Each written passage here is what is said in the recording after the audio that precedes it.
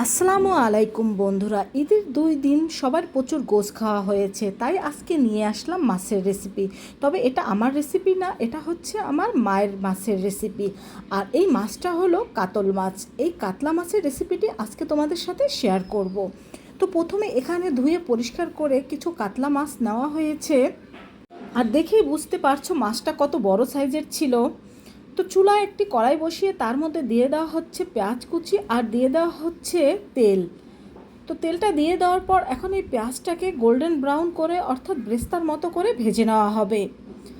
তো এটা ভাজা হলে দিয়ে দেওয়া হচ্ছে পানি মশলা কষানোর জন্য। তো এখন মশলাগুলো দিয়ে দেওয়া হচ্ছে। প্রথমে 2 টেবিল চামচ পরিমাণ লাল মরিচের গুঁড়ো, তারপরে 1.5 টেবিল চামচ পরিমাণ হলুদের গুঁড়ো, 1 টেবিল চামচ পরিমাণ জিরার গুঁড়ো, 3 টেবিল চামচ পরিমাণ পেঁয়াজ বাটা,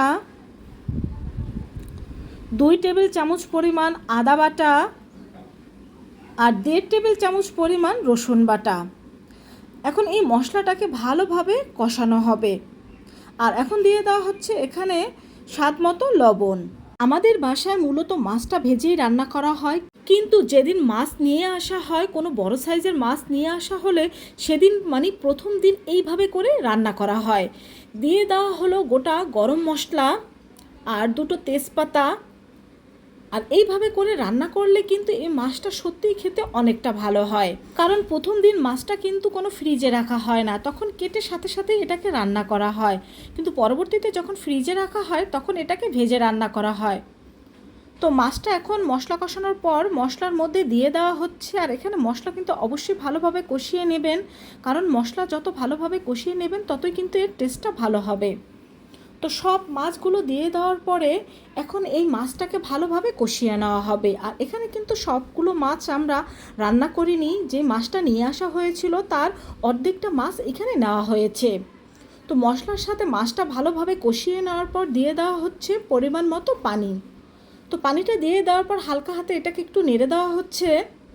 বন্ধুরা, কোরবানি ঈদের পরে যখন তোমাদের মাংসটা খেতে আর ভালো লাগবে না, তখন কিন্তু তোমরা এইভাবে মাছটা খেতে পারো। আর রান্না করার পর তোমরা বুঝতে পারবে এর টেস্টটা কতটা অসাধারণ হয়ে থাকে। তো এখন কিন্তু আমরা মাছটা আর খুন্তি দিয়ে নাড়বো না, এইভাবে করে কিছুক্ষণ পর পর ঝাঁকিয়ে দিতে হবে, তা না হলে কিন্তু নিচে মাছটা পোড়া লাগতে পারে। এই জন্য কিছুক্ষণ পর পর এই মাছটাকে একটু ঝাঁকিয়ে দিতে হবে। আর তোমরা যেরকম ঝোল খেতে চাও মাছটা তোমরা সেরকমই ঝোল রাখতে পারো।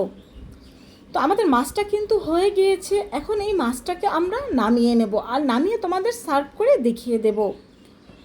তো বন্ধুরা, দেখতেই পাচ্ছ মাছটা কিন্তু দেখতে অনেকটা লোভনীয় হয়েছে, আর এটা খেতেও কিন্তু মাশাআল্লাহ অনেকটা টেস্টি ছিল। বাসায় একবার হলেও তোমরা এইভাবে ট্রাই করে দেখতে পারো। তবে এখানে আমি সবগুলো মাছ কিন্তু সার্ভ করে নেইনি, এখানে কিছুটা মাছ আমি সার্ভ করে নিয়েছি, আর কিছুটা মাছ কিন্তু কড়াইয়ের মধ্যেই রয়ে গিয়েছে। বন্ধুরা, ভালো লাগলে অবশ্যই কমেন্ট করে জানাবে আর বন্ধুদের সাথে শেয়ার করবে। আর চ্যানেলটি সাবস্ক্রাইব করে আমার পাশে থাকবে, যেন সামনে এগিয়ে যেতে পারি। দেখতে পেলে আমি কিন্তু অর্ধেকটা মাছ এখানে সার্ভ করে নিয়েছি।